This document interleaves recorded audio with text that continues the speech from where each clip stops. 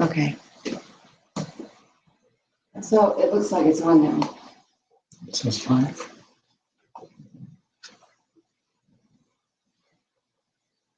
You want us to talk to him? Good morning, everyone.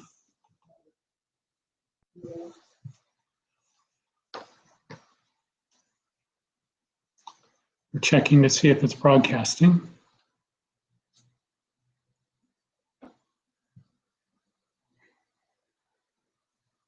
Can Larry see it? Yep, it's on. It's on.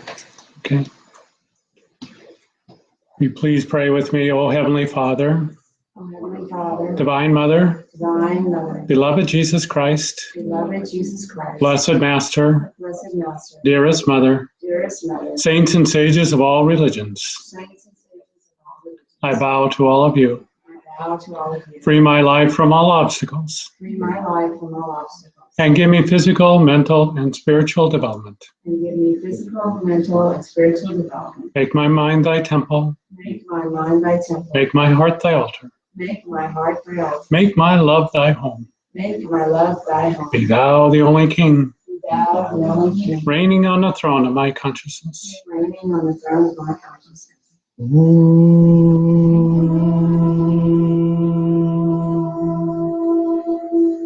Peace, bliss, amen.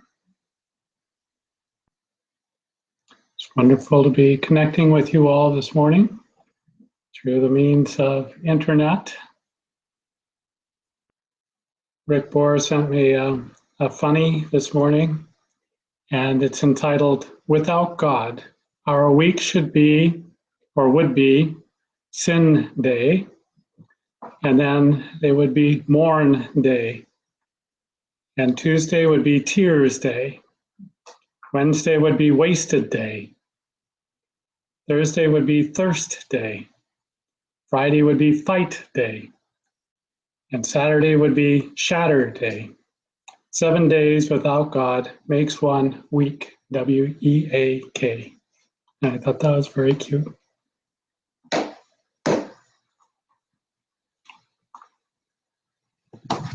Reading from one of Mother's favorites and mine as well, Khalil Gibran on the Prophet. And this title is on giving. Then a rich man said, Speak to us of giving.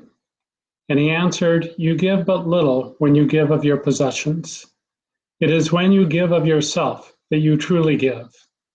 For what are your possessions? Things you keep and guard for fear you may need them tomorrow. And tomorrow? What shall tomorrow bring to the overprudent dog bearing bones in a trackless sand as he follows the pilgrims to the holy city? And what is fear of need but need itself? Is not dread of thirst when your well is full, the thirst that is unquenchable? Isn't that wonderful? Is not dread of thirst when your well is full, a thirst that is unquenchable?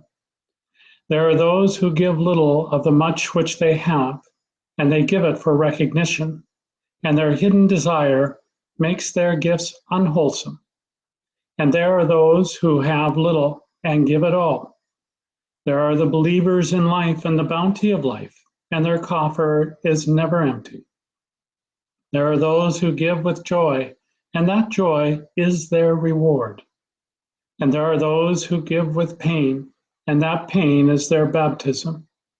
And there are those who give and know not pain in giving, nor do they seek joy, nor give with mindfulness of virtue. They give as yonder valley, the myrtle breathes its fragrance into space. Through the hands of such as these, God speaks, and from behind their eyes, he smiles upon the earth. It is well to give when asked, but it is better to give unasked through understanding. And to the open-handed, the search for one who shall receive is joy greater than the giving. And is there aught you would withhold? All you have shall someday be given. Therefore, give now, that the season of giving may be yours and not your inheritors. You often say, I would give, but only to the deserving. The tree in your orchard says not so, nor the flocks in your pasture. They give that they may live, for to withhold is to perish. Surely he who is worthy to receive his days and his nights is worthy of all else from you. And he who has deserved to drink from the ocean of life deserves to fill his cup from the little stream. And what desert greater shall there be than that which lies in the courage and confidence, nay, the charity of the receiving? And who are you that men should rend their bosom and unveil their pride, that you may see their worth naked and their pride unabashed? See first that you yourself deserve to be a giver and an instrument of giving. For in truth, it is life that gives unto life, while you who deem yourself a giver are but a witness. And you receivers, and you who are all receivers, assume no weight of gratitude, lest you lay a yoke upon yourself and upon him who gives. Rather, rise together with the giver on his gifts as on wings. For to be over-mindful of your debt is to doubt his generosity, who has the free-hearted earth for mother and God for father. Isn't that beautiful? And so true.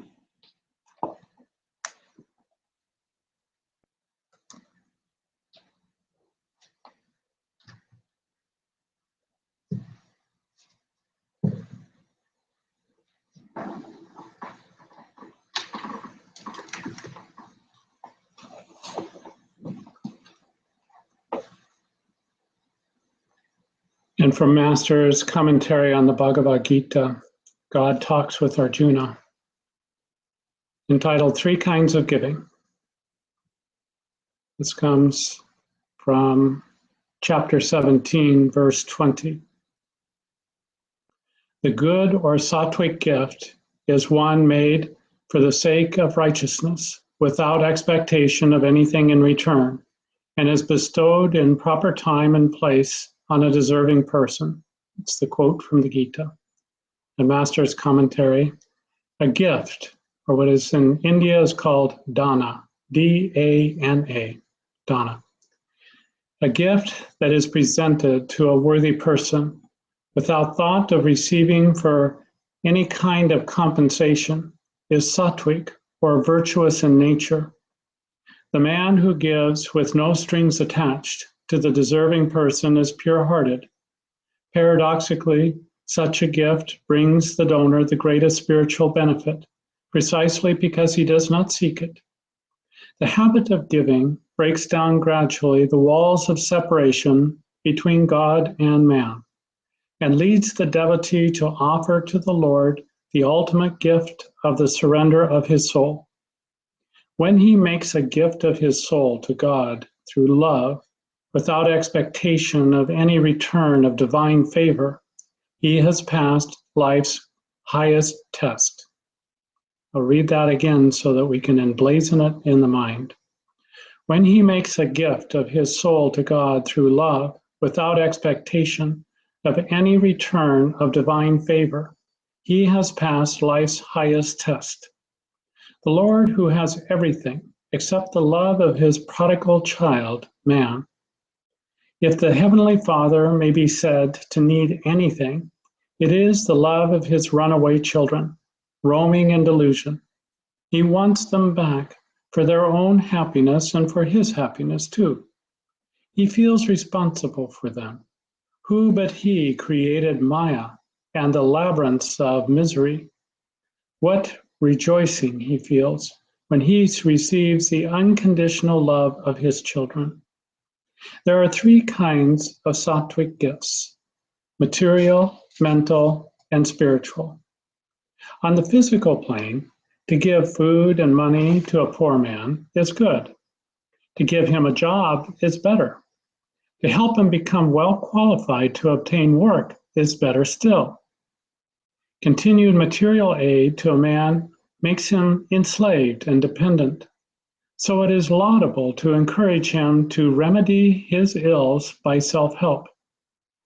On the mental plane, to aid an enlightening or ignorant person is good, and to offer further education to an intelligent man is better, for he can be more helpful to many others. On the spiritual plane, to give elevating instruction to a willing man whose life has hitherto been sunk in materialism is good. To impart divine wisdom to an ardent seeker is better. To aid an advanced devotee so that by his own enthusiasm and knowledge he can win emancipation is better still. To bestow God consciousness on a worthy disciple by the transmission of ecstasy or samadhi is the best of all. Only illumined gurus can transfer their divine realization to those of their disciples who are ready for the sublime experience. Every prophet quantitatively helps society. The masses around him who respond with little and or some slight inner development. But qualitatively, he concentrates on raising a small group to supreme spiritual stature, as did Jesus, Lahiri Mahashaya, and others. As one moon sheds on the world a greater light than the countless stars, so a Christ-like disciple who receives the gift of God communion through self-effort and through his guru's transmission of ecstasy, inspires and redeems thousands by his illuminating spirituality. The act of giving transmits physical or material power, mental power, or spiritual power from the qualified person to another man who needs that aid. In order to bestow money, wisdom, or divine consciousness on others, one must first have acquired those possessions himself. They should then be used to help his fellow man. Through sympathy and a deep vision, a true guru sees the Lord suffering in the physical, mentally, and spiritually poor, and that is why he feels it is his joyous duty to assist him.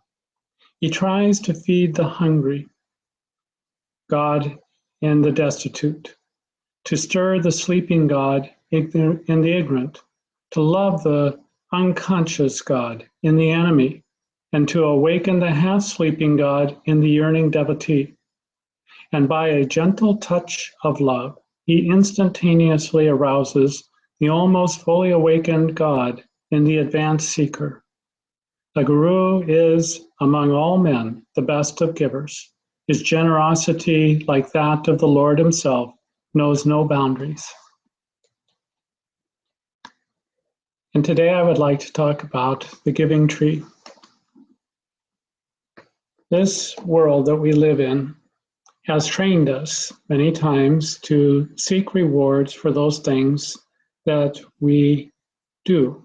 If we are a good little boy or little girl, then our parents and those around us will reward us with something in return.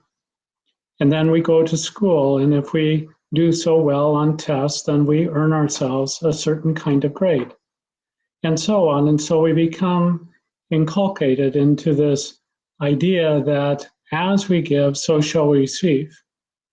As we perform, so shall we receive. And we don't think of giving to others except perhaps as it reflects on us. Jesus talked about those who went to the temple and ostentatiously gave something of their great wealth, and they expected and received much credit for what they had given. But he decried that kind of giving because it is ego-based. It's not something that comes from the heart. It is not something that is selfless. It is really difficult to give and not expect anything in return. I remember the first time that I was at an ashram, and Christmas Day and Mother's birthday, of course, come on the same day. And at the ashram, they don't celebrate any of the Hindu holidays, much less any of the Western holidays. And so that day was just as much like any other. But weeks before, I had bought a nice tape recorder because theirs was malfunctioning and the speakers were all burned out. So I had been in the nearest city and purchased this, brought it back with me, kept it underneath my bed for the time, for those weeks. And then finally the day came. And normally I would go and sit with Swamiji in the evening. And with very few exceptions, this occurred every night. This was one exception that happened. He was having some kind of a board meeting that night. And so with great anticipation, I approached his door without knowing that a meeting was going on. And very unusual, the door was closed. So I knocked on it and somebody answered, and I asked if I could see Swamiji. There's a little bit of a kerfuffle, but then Swamiji came and he said he's sorry, but that this board meeting was going on and I wouldn't be able to sit that night with him. And so I said, this had been Mother's birthday and Christmas, and I wanted to give him this gift. And he rather distractedly accepted it, and off into the corner it went. And I don't think I ever saw it again. So it challenged me a little bit because I had anticipated being able to give it to them, that it would be something that they needed and would be well received. So with barely an acknowledgement at all. So it taught me a great lesson in detachment because I saw other instances. There's a wonderful artist at the ashram. Her name was Lakshmi. She's now called Gargi. And she had done a beautiful, beautiful painting of Papa. And she had brought it, and I think she perhaps had brought it a few times before while it was in process, but it was finally finished. And I could see she was feeling very pleased about it. And she was not yet living at the ashram. Later on, she lived full-time at the ashram, but at that time she was visiting. And Swamiji he took a look at it and he just nodded his head, and that was it. No exclamations of how wonderful it was and what a work of art she did. Nothing of the sort, because she was being trained to come to the ashram, and you don't seek anything out like that if you're going to be an inmate at the ashram. So he just simply nodded, and that was it. It was acceptable. And I was really struck by this. I felt a little sorry for her because I could see the expectation that she had had.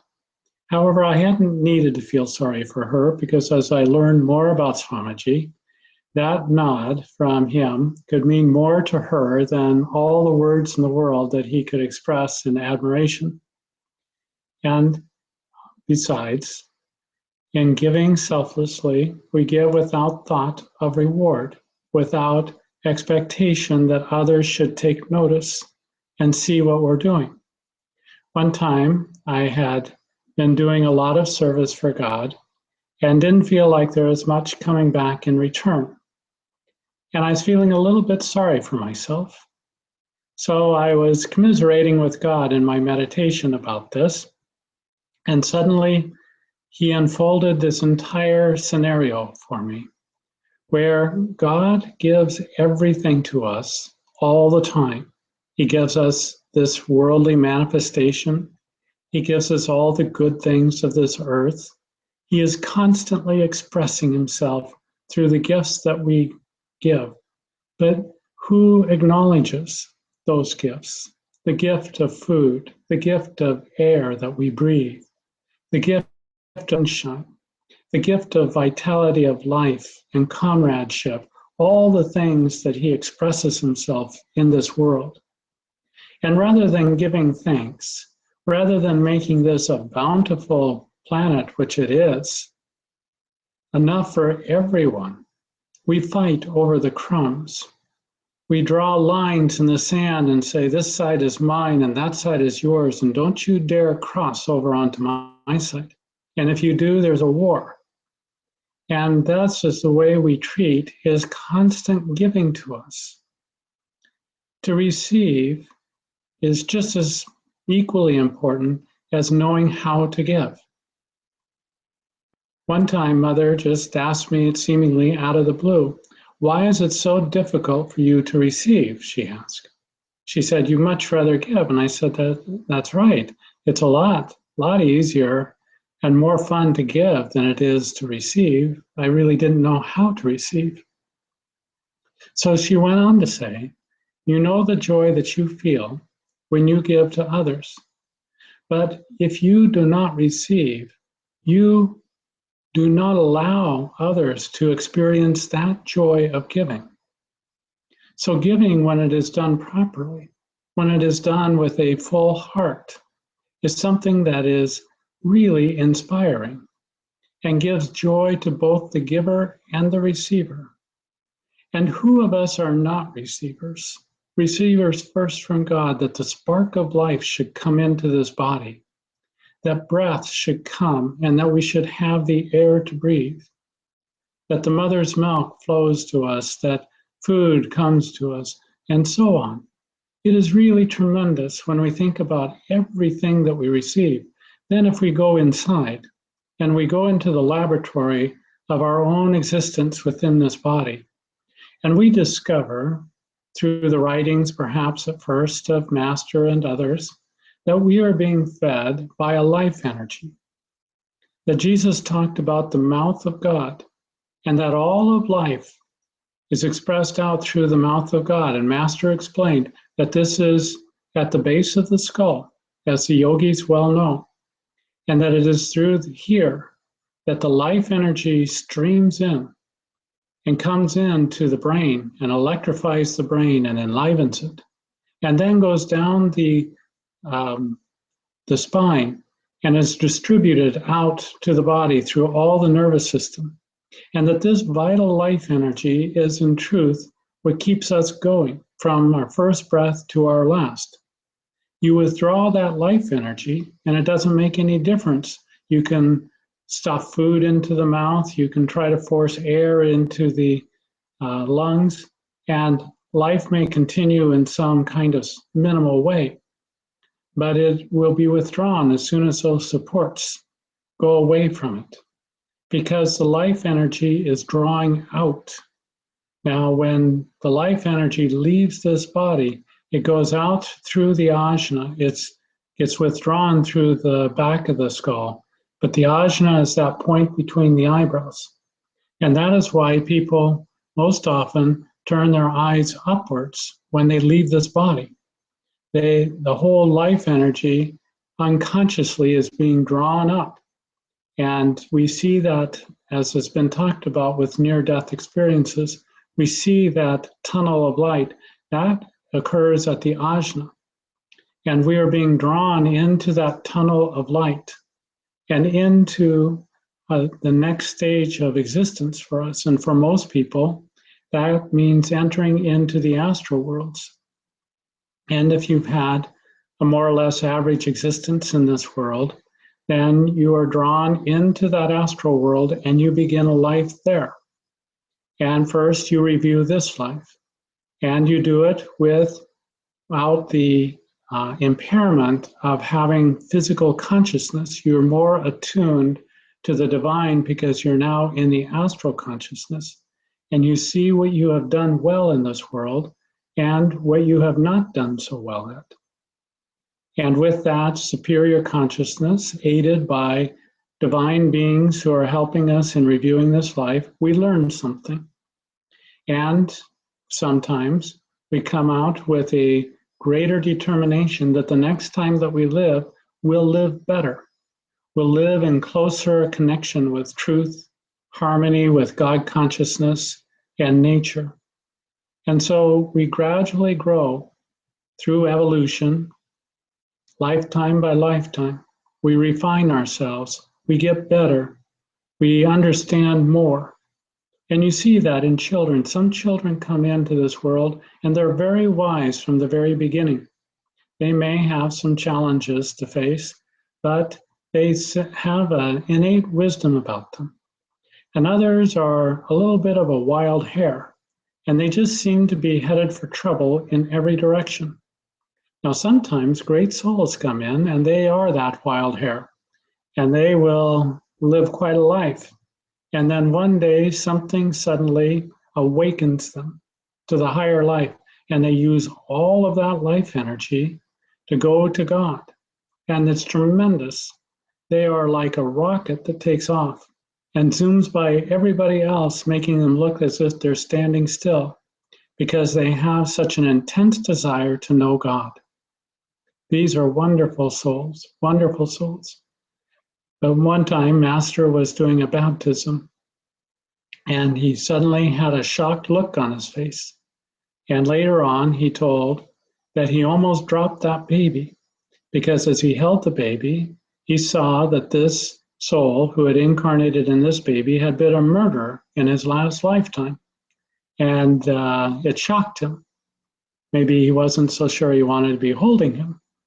And yet you look at it and here's this innocence of a little baby, but surely enough, he would have to carry all of those things that he had built in prior lifetimes into this lifetime.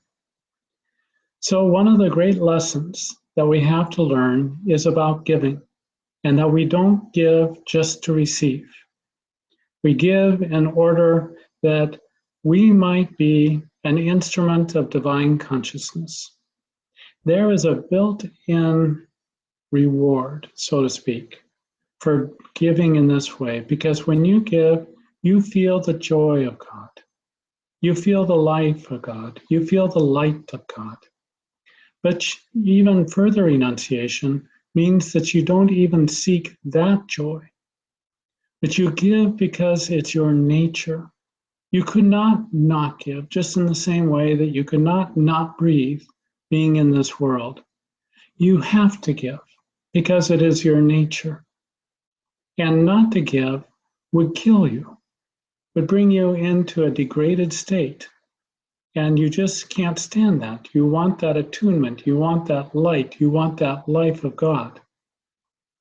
So this is the way that you learn to give. You give as the myrtle tree gives, or as the cedar tree gives here in the Northwest, that if it is cut into with an axe, what does it do? It exudes the most wonderful fragrance. And this is the way that it is with God-tuned souls. You give because it is your nature, and if you are cut into, you exude even more that nature. Jesus demonstrated that when he was unarguably in one of the worst positions life can present to you when he was up on the cross. So they've nailed into his hands and to his feet, and he's hanging there and he's in extreme pain. He's already been beaten before that. So he's in really bad shape. But he looks down and he sees his mother. And he sees his beloved disciple, John, next to her. And he says, "Mother, behold your son," as he's looking at John. And as he looks at John, he says, "Son, behold your mother." He's forming a bond between the two of them. He's caring about them and wanting to make sure that they have the comfort and the protection of each other as they go forward. And so he's concerned about others. Then he says, "God, forgive them," thinking of all of these forces that have come to put him up on this cross, "for they know not what they do. They operate in ignorance." So he's giving a prayer for them. "Forgive them, Father, for they know not what they do." What a magnificent example to us all of how to live our lives, of how to give, even in the most extreme examples of that life can present to us. That we give because it is our nature. When you have your heart center open up, your heart wants to flow out with love. It can't help it. That's all that it wants to do.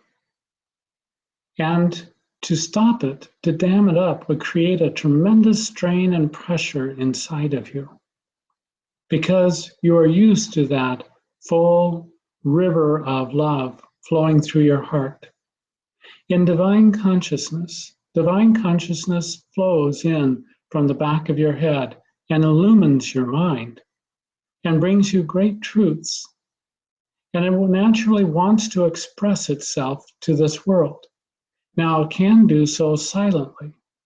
And as I've told before, when I was up in Dora Hut, and I was up on the top of the rooftop in the middle of the night, a beautiful full moon was coming up, and there are two planets on each side of it that looked like two eyes and an immense ajna that was opened up. And so I felt so inspired. It was a beautiful, warm evening or night. And so I was meditating for quite some time, and then I stood up, and there was a little half wall there. I stood against this half wall, and down below from the ashram is a ravine, goes quite far down, and then up on the other side, it comes up into Dronagiri Hill or mountain. And there is a small Hanuman temple that's up on the top of there, and there is a light that was burning there. So it's just this beautiful, beautiful setting, and this full moon was illuminating everything as bright as a cloudy day would be. So bright it was, casting shadows. And then suddenly there was just this gust of spiritual power that flowed down around the mountain, Dronagiri, and then down through this ravine and out to the world. It was like a gust of wind that can just come up and then almost instantly die down. And then there was another gust of spiritual power, and one after another were flowing by me. And what God showed me within was that there were meditating yogis up in these hills, and through their inner attunement and power, they were sending out these tremendous spiritual vibrations going out to the world. This spiritual power coming as gust after gust after gust, going out to this world to help to purify it and to uplift it. It was a tremendous experience. And so it doesn't even take words in order to give. You can give of your entire spiritual being through prayer, through the spiritual power passing through you, which is the greatest form of prayer, because real prayer goes beyond words. When you pray and you connect with God within you, spiritual power, just as when we are seeking to do when we're doing our healing ohms, we're sending out spiritual power. And even so, without doing any healing ohms, it can happen naturally within you. Some person comes to mind, some situation comes into your head, and you feel that spiritual power go out from you. And as surely as the sun rises, you know that that individual is receiving that spiritual power, or it may be a group, or it may be a situation in the world. And the power of God is flowing through you. Now, you of yourself have no means to give that. It is God Himself who is giving it through you. So there is no arrogance, there is no ego involved here, because it is God, and you know clearly this is not of me. It doesn't originate with me. Even the idea of who to pass that spiritual power on does not come from me. There may be others who you have tremendous compassion and love for, and yet God does not pass that same power through you to them. So it is strictly of His choosing and His knowingness of what is right and what to do at a particular time. This is a tremendous aspect of giving, is being able to give at the right time, just giving for the sake of giving. Sometimes parents will give in to a child and to their wants or their whims, but this is not good because it spoils the child and they begin to expect it. They are now looking for what they can receive, not what they can give. Now, of course, we give to children, but we don't give to them out of ransom because they're misbehaving, so we give them something. We give them when God inside tells us to give. And other times we may even want to give to them. But God within withholds himself from us because there's a lesson there for them to learn. So you give as God teaches you to give. You receive when God teaches you to receive. One time an individual came up to me, and I had given some money to an individual so that they could make a pilgrimage. And they were very upset about this. And this person said, "Do you know how much I have given to you?" And I said, "No, I don't keep track of such things." "Well, I think that you should, and you should publish it all, and who gives you and how much." And I said, "I'm not going to do that. That's not how God operates in this form." And he is very, very upset. So because he is so upset, I said, "I willingly give you all back the money that you've given to me, but since you expect me to keep an accounting of what you have given me, I want you to give me an accounting down on paper, black and white, what you've given to me. And when you do, I will give you all the money back that you've given through the years." Well, I never saw the piece of paper or the accounting, so it's still in limbo. But that's not the way to give, because we give with some expectation that we should get something in return, or that we can control the person that we've given something to. When you give, you truly give with your whole heart, and you release it. What they do with that gift is up to them. And when you do it as a prompting from God, then it is God himself who is given through your form. And you don't mind. You take joy in the fact that you have done as God has asked you to do. Now, you may see somebody misusing their life, misusing things that have been given to them, and you may see where they're building a negative, dark karma for themselves as a result. And you see all of that.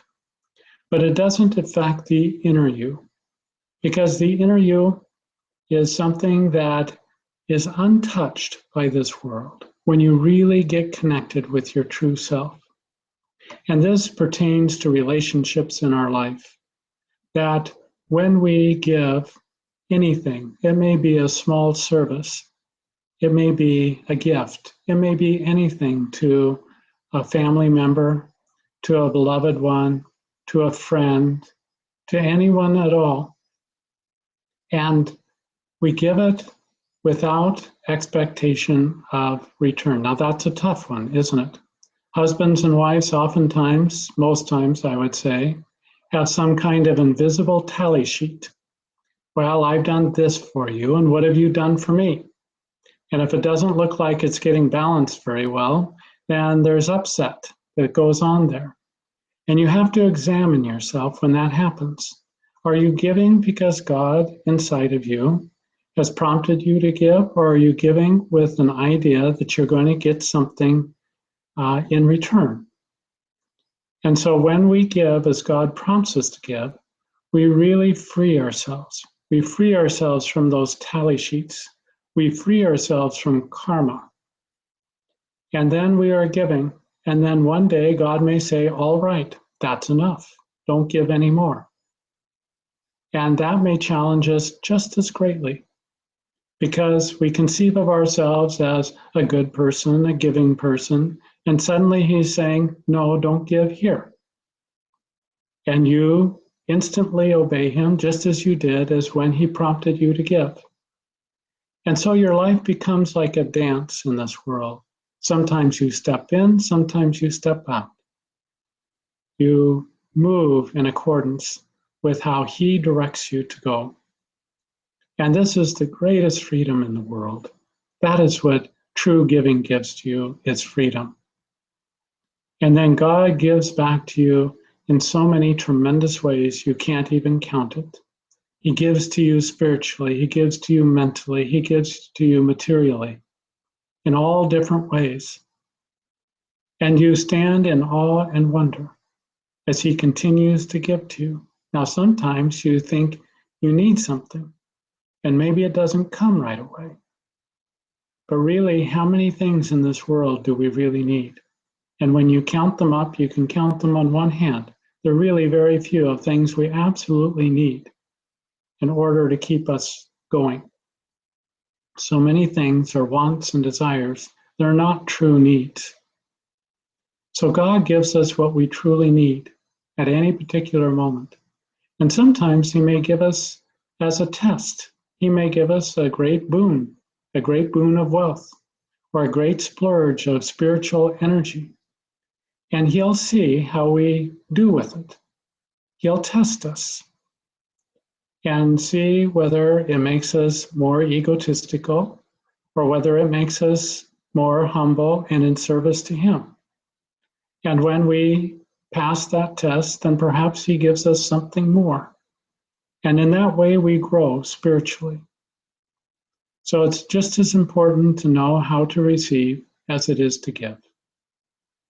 So as you can tell, there are so many aspects to this in a life. But the main thing is we learn how to love God. That is the greatest gift that we can have. And we don't do it because He's going to pour riches on us, or because He's going to make us famous in this world, or anything else, make everybody love us. That doesn't happen. What happens is that as you give freely of your love to God, God gives freely of His love to you. And you feel complete. You feel whole. You feel perfect in that love. And this is the summation of the greatest gift that we can give, is giving to God our hearts, our minds, our souls, with all of our strength. And when we do that, we receive everything in return, for God has created everything there is, and we receive that. I heard a saying one time that said, I wish I was rich enough so I could live like a poor man. It's an interesting thought. And if you had this huge riches and then you could just walk around like an average income person or even a poor person, but you know that in your bank account, you have all this wealth and instantly, anytime you need it, you can draw on it. So it allows you to live like a poor person, but in complete peace and ease. And even to a greater degree, this is what it is like to have God as your beloved. You have this immense bank account that is instantly available to you. And it is called God. And anytime you need it, it comes flowing to you or to those who need it who are around you. So let us think on this, meditate upon it, ponder on it, experiment with it. You know, all the greatest ideas in the world are worthless unless you put them into practice. So think about this and really put it into practice. Experiment with it just day to day. Watch your mind. Watch the activities that you do. Watch in what ways you give. And then pay attention to that invisible tally sheet above you, where you're calculating what you've given and what you should get in return. And then experiment with throwing the tally sheet out and just giving for the sake of giving, tuning into God and feel how He directs you to give. Now, you may not have any money, but as Master said, you can always be a smile millionaire. So you can give a smile to someone. You can give a helping hand to someone. You can give some encouraging words. It's just not about money, you know. That's just our material consciousness. There are so many ways to live and to give. And so experiment with this and go deeper into it, understanding yourself so that you can be a true and fit instrument of giving by God into this material creation and into all forms of creation. It's the most tremendous gift that you can give to yourself. Now, if you'll pray with me, O Heavenly Father, O Heavenly Father, Divine Mother, divine love, I feel the wonder and the beauty I feel the wonder of thy glorious presence of thy glorious in every part of my being. in every part of my My heart is bursting with my love for thee. heart is bursting with my love for thee. I kneel in adoration at thy feet I kneel in adoration at thy feet and surrender myself to thee. and surrender myself to thee. I feel the power of thy perfection I feel the power of thy perfection surging in every cell of my body, surging in every cell of my body. my mind and my intelligence My mind and my intelligence are radiant with thy healing light. are radiant with thy healing light. My soul is filled with the ecstasy and bliss My soul is filled with ecstasy and of my communion with thee. bliss of my communion with thee. I and my Father are one. I and my Father are one. Blessed Spirit, I am He. Blessed Spirit, I am He.